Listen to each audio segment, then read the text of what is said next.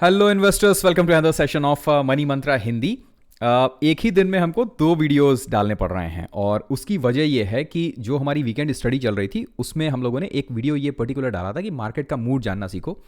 और तो किसी ने उस पर कमेंट किया कि ये बताइए कि 2026 में जो पोर्टफोलियो बनाने का कॉन्सेप्ट हम लोग शेयर कर रहे हैं, क्या उसका कोई ईजी फॉर्मेट हो सकता है क्या? और अगर आप एक ऐसे रिटेल निवेशक हैं या फिर ट्रेडर जो 26 में अपना पोर्टफोलियो या तो नया बनाना चाह रहे हैं या फिर अगर आप 26 में अपने पोर्टफोलियो को रीबैलेंस करना चाह रहे हैं, ठीक है, और आपको पोर्टफोलियो मेकिंग के रूल्स नहीं मालूम है, तो बहुत इजी लैंग्वेज में आज के इस सेशन को देखते रहिएगा, ठीक है। इसको बहुत इजी बनाएंगे। पहले हमने सोचा था कि ये वीडियो बनाएंगे एक वीक के बाद, पर जब सब्सक्राइबर्स की तरफ से आया कॉल तो हमको लगा कि अभी बना देते हैं, ठीक है। अब ध्यान से सुनिएगा फ्रेंड्स, एक स्टैंडर्ड डिस्क्लेमर कि we are not SEBI registered, we are actually NISM certified research analyst. तो हम यहाँ पे कोई भी किसी भी तरह की स्क्रिप्ट्स का बाय सेल डिस्कस नहीं करेंगे। हम सिर्फ और सिर्फ आपको ये बताएंगे कि 3 स्टेप के अंदर आप 2026 में अपने पोर्टफोलियो को कैसे फॉर्म कर सकते हैं, ठीक है। अब इससे पहले अगर आपने हमारे कुछ वीडियोस नहीं देखे हैं कि 2026 में अगर आप एक रिटेल निवेशक हैं तो आपका पहला कदम क्या होगा, तो आप चाहें तो इस वीडियो को देख सकते हैं, और नहीं तो इसी वीडियो के अंदर हम लोग इस चीज़ को कवर करेंगे, ठीक है। तो आइडियली आप जितने चाहें उतने स्टेप्स बना सकते हैं पोर्टफोलियो को फॉर्म करने के, ठीक है, पर हमारे पास में मोटा मोटी 3 स्टेप्स हैं ऐसे जिनका इस्तेमाल करके आप जो अपना पोर्टफोलियो है 2026 में वो बना सकते हैं, ठीक है। अब ध्यान से सुनिए और समझिएगा। जिन लोगों ने पहले वीडियो देख रखा है वो चाहे तो इस वाले पार्ट को स्किप कर सकते हैं, ठीक। 3 स्टेजेस होंगी आपके पोर्टफोलियो को फॉर्म करने की। अगर आपका पोर्टफोलियो पुराना है, आप उसको रीबैलेंस करना चाह रहे हैं तो भी, अगर आप नया पोर्टफोलियो बनाना चाह रहे हैं तो भी, ठीक है। दोनों ही कंडीशंस में 3 स्टेजेस होंगी, आपको इन 3 स्टेजेस से गुजरना पड़ेगा ना। पहली स्टेज कौन सी है कि इसमें आपको इन 8 क्वेश्चंस के आंसर देने होंगे। कौन कौन से हैं 8 क्वेश्चंस? पहला कि आपका पोर्टफोलियो बनाने का विजन क्या है। बात समझिएगा, ऐसा नहीं है कि मतलब आप 26 में मार्केट में आए और आपको जो मिला आपने वो सामने खरीदना शुरू कर दिया, ठीक है, ऐसे नहीं होता है।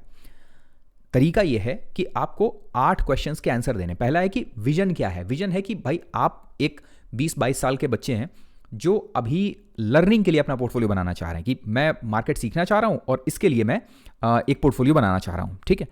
दूसरा है कि कोई इंसान ऐसा है कि जिसकी शादी हो गई है, उसके पास में एक जॉब है, उसके पास एक स्टडी इनकम है और वो अपना पोर्टफोलियो बनाना चाह रहा है अपने फाइनेंशियल फ्रीडम के लिए। तीसरा है कि एक ऐसा बच्चा जो अभी पढ़ाई कर रहा है यूनिवर्सिटी में और वो अपने फ्यूचर के लिए बनाना चाह रहा है अपना पोर्टफोलियो कि अपना घर बनाएगा उससे। तो तीनों के ही विजन्स अलग अलग हैं, तीनों के ही जो ओरिएंटेशन होंगे वो एकदम अलग होंगे, ठीक है। तो इसलिए पहले इस क्वेश्चन का आंसर दीजिए कि आपका विजन क्या है। सेकंड है कि टाइम होराइजन। नाउ बहुत सारे लोग ऐसे होंगे जो शॉर्ट टर्म ट्रेडर होंगे कि भाई मैं पोर्टफोलियो ना केवल ईयरली के लिए बनाऊंगा, ठीक है ना, एक बजट सेशन से लेके अगले बजट सेशन तक। बिकॉज बजट सेशन के अंदर बहुत सारे डिस्कशंस चेंज हो जाते हैं, बहुत सारे रूल्स चेंज हो जाते हैं, तो मैं 2-3 सेक्टर्स लेके सिर्फ बजट के लिए बनाऊंगा। कोई होगा ऐसा कि जो मान लीजिए कि 55 साल की उम्र के आसपास में है और अगले 5-6 सालों में रिटायर होने वाला है, तो वो कहता है कि मैं 5-6 साल के लिए पोर्टफोलियो बनाना चाहता हूँ। कुछ ऐसे होंगे बिल्कुल यंग एज के कि जो बोलते हैं कि नहीं मैं अगले 10-20 साल के लिए पोर्टफोलियो बनाना चाहता हूँ। तो सेकंड है कि टाइम होराइजन क्या है।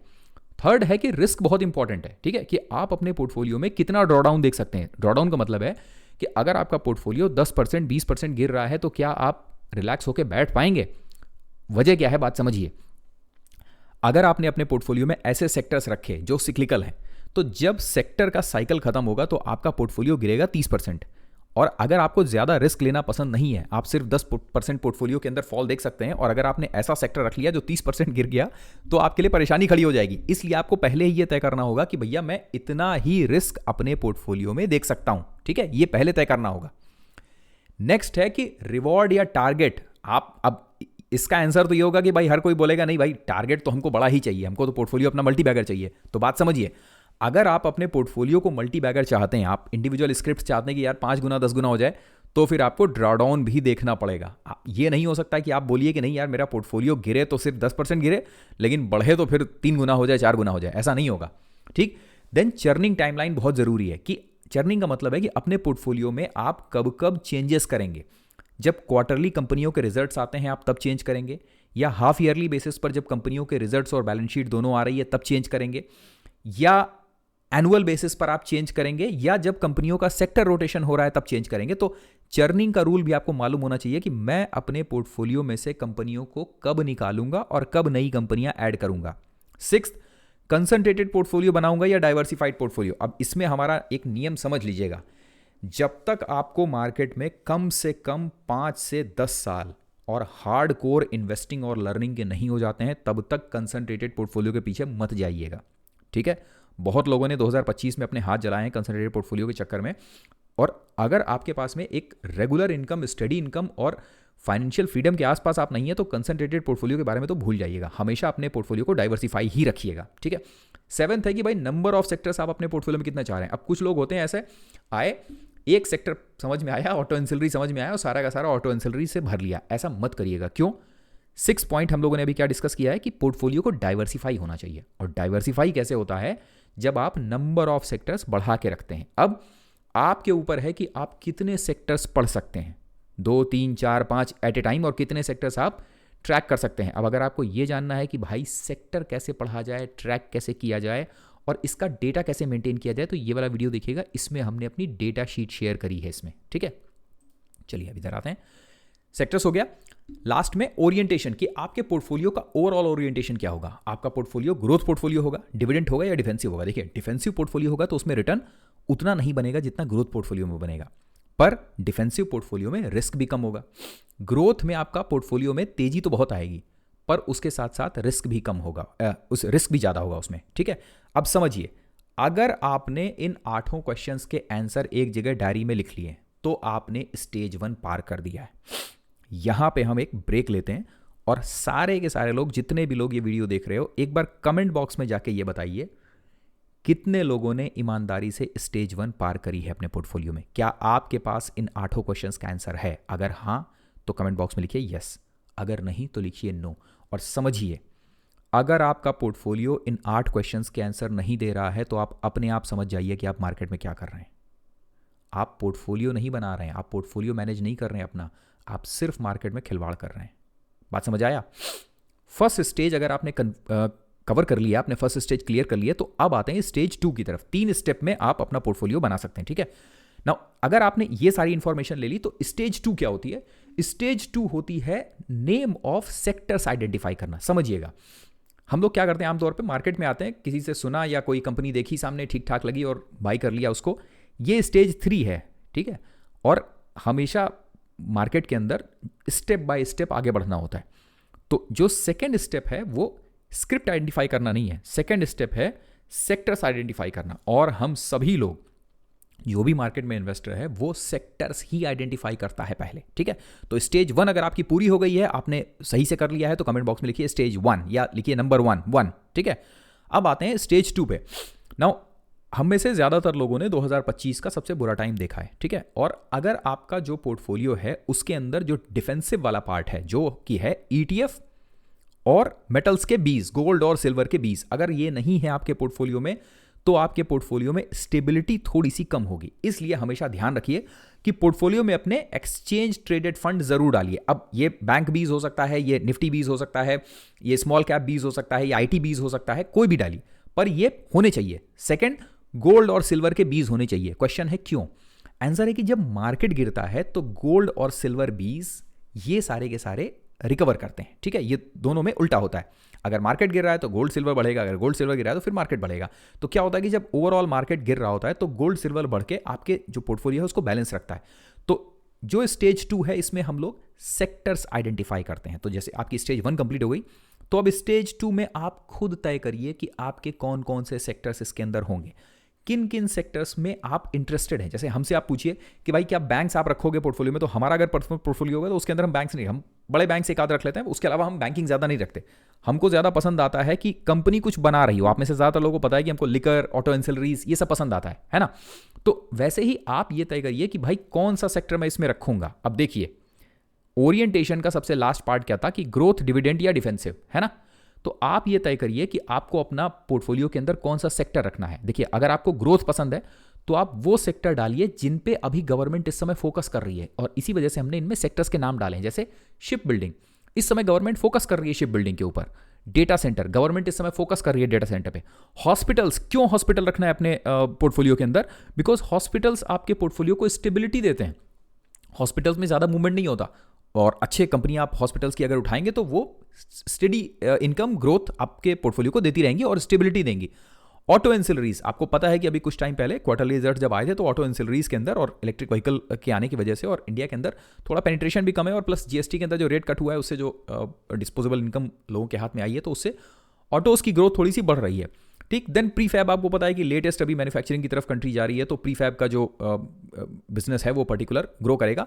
देन लास्ट हमने जो 8th पॉइंट है कि ओन चॉइस रखा है कि आप अपनी मर्जी से इसके अंदर सेक्टर्स आइडेंटिफाई करिए। तो स्टेज 2 होता है सेक्टर आइडेंटिफिकेशन। अब ईमानदारी से बताइएगा इस क्वेश्चन का आंसर, कितने लोग आप में से ऐसे हैं कि जो वाकई अपने पोर्टफोलियो में सेक्टर्स आइडेंटिफाई करते हो कि भाई ये मेरे सेक्टर्स हैं जो स्टेबल वाले हैं, बिल्कुल स्टेबिलिटी देंगे ये मेरे पोर्टफोलियो को, ये सेक्टर्स मैं उठाऊंगा, इनके अंदर आएगी ग्रोथ, ये मेरे पोर्टफोलियो को ग्रोथ देंगे। ठीक है, और फिर आप सेक्टर्स पढ़ते हो कि भाई कौन से सेक्टर के अंदर अभी ग्रोथ आ रही है, किस में नहीं आ रही। जैसे अभी इसके अंदर एक सेक्टर छूटा, वो सेक्टर है चिप मैन्युफैक्चरिंग का, है ना, सेमीकंडक्टर्स का। देन एक सेक्टर छूटा हुआ है कि मेटल और माइनिंग का, इसमें आपको पता है कि मेटल और माइनिंग के अंदर कितनी ज़्यादा तेजी चल रही है। ठीक है, तो ये सारे के सारे आपके अपने डिसीजंस हैं, पर जब आप पोर्टफोलियो बना रहे हैं 2026 में तो स्टेज 2 होता है सेक्टर्स आइडेंटिफाई कर। अब एक काम करिए, कमेंट बॉक्स में राइट साइड में जो लाइव चैट चल रहा है इसमें अपनी पसंद के 3 सेक्टर्स के नाम डालिए जो आपको पसंद है। इससे होगा क्या, आपको यह समझ आ जाएगा इमीडिएटली कि मुझे कौन से सेक्टर्स पसंद हैं, और फिर अब नेक्स्ट स्टेप है वो क्या करना है आपको, वो है स्टेज 3। स्टेज 3 है कि आपको उन सेक्टर्स के अंदर से फिर स्क्रिप्ट्स आइडेंटिफाई करनी है। अब बात समझिएगा, मान लीजिए कि ईटीएफ है, ठीक है, अब ईटीएफ के अंदर आपको 3-4 ईटीएफ मिल जाएंगे, निफ्टी मिल गया, सीधे बैंक मिल गया, आईटी मिल गया, स्मॉल कैप मिल गया। तो अब ये आपके ऊपर है कि आप कितने ईटीएफ रखना चाहते हैं। गोल्ड सिल्वर दोनों के बीच मिल जाएंगे, आपके ऊपर है कि आप गोल्ड सिल्वर दोनों लेना चाहते हैं या सिर्फ गोल्ड या सिर्फ सिल्वर लेना चाहते हैं। ठीक है, मान लीजिए कि अभी ये डिस्कशन हो रहा है कि भाई गोल्ड बहुत हाई हो गया है तो अब सिल्वर चल रहा है, तो आप सिल्वर लेना चाहते हैं, क्या करना चाहते हैं। ठीक है, देन सेकंड है कि जो इंडिविजुअल सेक्टर्स हैं, इन सेक्टर्स में से आप कितनी स्क्रिप्ट एक सेक्टर की उठाएंगे। मान लीजिए बैंक्स है, अब बैंक में आपके पास में 2 पार्ट हैं, एक भाई प्राइवेट बैंक है, एक पीएसयू बैंक है। अब हर किसी में से आपने 4-4 उठा लिए तो पोर्टफोलियो में आपके 8 तो स्क्रिप्ट जो है वो बैंक की हो गई। मान लीजिए टोटल पोर्टफोलियो में आपके अगर 20 स्क्रिप्ट होनी है तो मतलब आधा जो है, करीब 40% जो पोर्टफोलियो है आपका वो तो बैंकिंग से ही भर गया है ना। तो फिर आप कब शिप बिल्डिंग और कितने में डेटा सेंटर और कितने में हॉस्पिटल, कितने में ऑटो एंसिलरी डालेंगे, है ना। तो ये आपको तय करना है कि भाई अगर मेरे पोर्टफोलियो के अंदर टोटल 20 स्क्रिप्ट होंगी और 20 स्क्रिप्ट में से 5 मान लीजिए आपने ईटीएफ और गोल्ड सिल्वर लग दी, बाकी बची 15, तो 15 में से मैं कितनी बैंक की लूंगा। स्क्रिप्ट का मतलब है कंपनीज या स्टॉक्स। ठीक है, कौन कौन से शिप बिल्डिंग के होंगे, कौन से डेटा सेंटर के होंगे, कौन से हॉस्पिटल्स के होंगे, कौन से ऑटो एंसिलरीज के होंगे। अब ये समझिए, ये सबसे आसान काम होता है। ये जो लास्ट वाला है ना, कंपनीज आइडेंटिफाई करना, ये सबसे आसान काम होता है। मुश्किल काम होता है इस सब को मैनेज करना। अगर आप इसको ठीक से मैनेज कर ले रहे हैं तो यहां आपको कुछ करना नहीं है, यहां आपको कंपनीज पढ़नी है, कंपनीज का बिजनेस पढ़ना है, फ्यूचर ग्रोथ देखनी है, कॉनकॉल देखनी है और एनुअल रिपोर्ट देखनी है, और उसके बाद बस उसको क्वार्टरली रिजल्ट्स के आधार पर ट्रैक करते रहना है, बस इतना करना है। अगर आपने ढंग का सेक्टर आइडेंटिफाई किया है तो सेक्टर ओवरऑल परफॉर्म करेगा। उस सेक्टर के अंदर आपको कंपनीज आइडेंटिफाई करनी है। कंपनीज आइडेंटिफाई करना बहुत मुश्किल काम नहीं है, ठीक है, पर सेक्टर्स आइडेंटिफाई करना सबसे मुश्किल काम है। अब ईमानदारी से ये बात बताइएगा, ठीक है ना। देखिए, ये इस 3 स्टेज के परे पोर्टफोलियो मैनेजमेंट नहीं है, खास करके रिटेल निवेशक के तौर पे। अब अगर आप इतनी मेहनत कर सकते हैं तो आप बिल्कुल अपना पोर्टफोलियो मैनेज करिए, नहीं तो आप फिर म्यूचुअल फंड्स के थ्रू जाइए। ठीक है, ईमानदारी से बताइएगा, क्या स्टेज 1, 2 और 3 जिस तरीके से हमने अभी छोटा सा ये एक कॉन्सेप्ट आपको दिया है, क्या अपने पोर्टफोलियो को मैनेज करते समय आप इन चीज़ों का ध्यान रखते हैं। हमें से ज़्यादा लोग क्या करते हैं, सीधा आए, जो सामने दिख रहा है आए बाएं साएं उठा लिया, और कितना अपने पोर्टफोलियो में डाल रहे हैं हम इस तक का ध्यान नहीं रखते। 100 रुपए का पोर्टफोलियो है, पता चलता है कि एक स्क्रिप्ट के अंदर हम 30 रुपए डाल देते हैं। पूरे पोर्टफोलियो में हमारे 4-5 कंपनियां होती हैं और वो कंपनियां भी हम पढ़ते नहीं, ट्रैक नहीं करते। ठीक है, तो ये एक फ्रेमवर्क है। इस फ्रेमवर्क को आप इसका स्क्रीनशॉट ले लीजिए, इसको प्रिंट आउट करके इसको जहां भी आप पढ़ते हैं, जिस भी जगह पे जो आपका वर्क स्टेशन है वहां पे लगाइए, और जो अपना पोर्टफोलियो है उसको मंथली बेसिस पर, ये इसके अंदर, इसी के आधार पर आप अपने पोर्टफोलियो को रेगुलर अपडेट करते रहिए। अब एक बात समझिए, हमने बताया आपको कि भाई ship building, data centre, hospitals और ये सब, अब आपको ये नहीं पता है कि इसमें हमको कौन सी स्क्रिप्ट्स उठानी है। तो क्या करना होगा आपको, ये पर्टिकुलर वीडियो देखिएगा। इस वीडियो के अंदर हम लोगों ने एक चीज़ आपके साथ में शेयर करी है, और वो ये है कि जो टेलीग्राम ग्रुप है हमारा, उसके अंदर हम लोग और फर्दर डिस्कशन डिटेल्स में करते हैं, ठीक है। तो वो अगर आपने नहीं देखा है तो उसको एक बार देख लीजिएगा। प्लस डेटा कैसे मैनेज करना है, कंपनीज को कैसे आइडेंटिफाई करना है, डेटा कैसे मैनेज करना है, ये सारी चीज़ें हमने वहाँ पे बता रखी हैं, उसको एक बार देख लीजिएगा, ठीक है। अगेन जो डिस्क्लेमर है वो हम बता देते हैं, we are not SEBI registered, we are NISM certified research analyst, और यहाँ पे हम लोग किसी भी तरह का कोई बाई सेल रिकमेंडेशन नहीं दे रहे हैं। हम लोग सिंपल जो नॉलेज है पर्टिकुलर मार्केट का हार्ड कोर वो डिस्कस कर रहे हैं, और वो भी बहुत आसान भाषा में, ठीक है। और इससे ज़्यादा अगर आप सीखना चाहते हैं तो हमारा एक कोर्स है मनी मंत्रा निवेश का पहला कदम, जिसके अंदर ये पर्टिकुलर जो टॉपिक्स हैं, हेडिंग्स, ये हम लोग कवर कर रहे हैं, ठीक है। जैसे फ्रेमवर्क बेस्ड लर्निंग है, जैसे अभी हमने आपके साथ में शेयर किया, देखिए कितना आसान है पोर्टफोलियो को मैनेज करना, ठीक है। उसको पढ़ना, सीखना, अपना बनाना और उसके बाद उसको मैनेज करना, बशर्ते हमारे पास में एक सिस्टम होना चाहिए। तो हमारा मेन फोकस इसी चीज़ के ऊपर है कि आपको एक सिस्टम बना के दें, जिस सिस्टम को अगर आप फॉलो करेंगे तो आपके लिए आसान होगा अपने पोर्टफोलियो को मैनेज करना, ठीक है। इसमें फंडामेंटल एनालिसिस, टेक्निकल एनालिसिस और मार्केट साइकोलॉजी तीनों का ही हम लोग ध्यान रखते हैं, ठीक है। और क्लोजिंग करते हैं। अगेन सेम चीज़ है कि वीकेंड चल रहा है तो वीकेंड की स्टडीज़ चल रही हैं, और आप भी पढ़ते रहिए, बिकॉज 2026 उतना बुरा नहीं होगा जितना 25 हुआ है। पर हाँ, इंटरनेशनल न्यूज़ ज़रूर ट्रैक करते रहिए। यूएस ने अभी अभी वेनेजुएला के ऊपर अटैक किया है, और क्लियरली ट्रंप ने ये बोल दिया है कि जो वेनेजुएला दुनिया में one of the biggest oil reserves रखता है, तो इनका नज़र सीधा सीधा उसके ऑयल्स के ऊपर जाएगा। तो वर्ल्ड के अंदर अभी थोड़ा बहुत कुछ टर्मोइल देखने को मिलेगा, उसका असर मार्केट के ऊपर क्या पड़ता है ये आगे आने वाले टाइम में देखने को मिलेगा। मैक्रो इकोनॉमिक डेटा जो है उसको पढ़ना बहुत ज़रूरी है, ओके। और हाँ, जब ये सेशन क्लोज हो तो आपसे अगेन सेम चीज़ चाहिए हमको, जो हम हमेशा कहते हैं, और वो ये है कि जो नीचे कमेंट बॉक्स है हमारा, वहाँ पे कमेंट करना बिल्कुल मत भूलिएगा, ठीक है। कि जो ये हमने लर्निंग आपको दी है, क्या ये लर्निंग आपके लिए फ्रूटफुल साबित होगी या नहीं, ओके। मिलते हैं आपसे अगले सेशन में। वीकेंड है, खूब जम के पढ़ाई करते रहिए। Thank you very much, have a good night, bye bye.